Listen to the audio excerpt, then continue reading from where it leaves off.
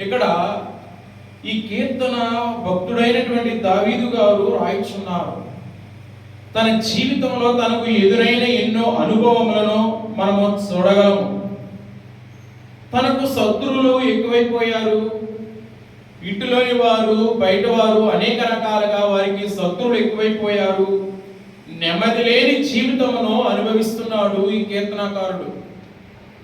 దోషములు మోపుచున్నారు, ఆగ్రహంతో దావీదు గారిని హింసించుచున్నారు ఈ కీర్తన గ్రంథంలో మనం చూస్తే. అప్పుడు అటువంటి పరిస్థితుల్లో ఈ కీర్తనకారుడు అంటున్నాడు, గుండె వేదన పడుచున్నది, దిగులు, వణుకు, భయము కలిగింది. ఇలాంటి ఈ సమయంలో ఈ మాట అంటున్నాడు. ఏ మాట?